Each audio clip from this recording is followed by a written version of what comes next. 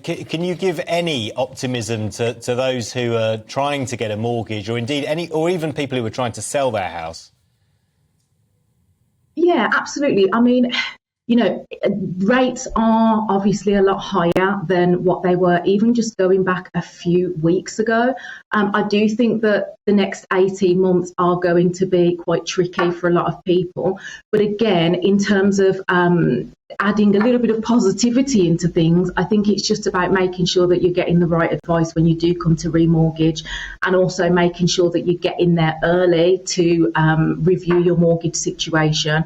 But again, the reality of it is that you are not going to be able to get the rates that you would have gotten even going back a few weeks ago, let alone a few months back, which is very unfortunate.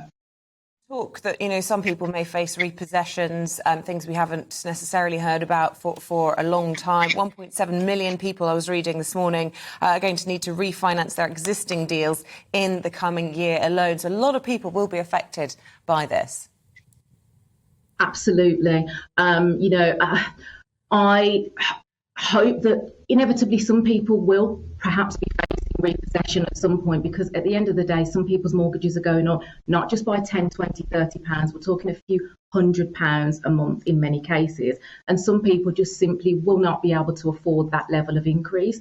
But I'd like to think for the majority, making some cutbacks to monthly outgoings, things still will remain affordable for most people, hopefully. But again, the one thing I would say is that there are ways and means that people can look at outside of facing repossession to keep their payments lower. So again, we've been advising clients, there are things that you can think about, such as extending your mortgage term. That can help to keep the payments much lower. Again, if you've historically made overpayments on your mortgage, then your lender may be open to allowing you to make underpayments that won't affect your credit rating. So they're just a couple of examples that can help people to deal with the situation. But of course, I would just say make sure that you are getting advice to make sure that you are looking at the right solution for your circumstances.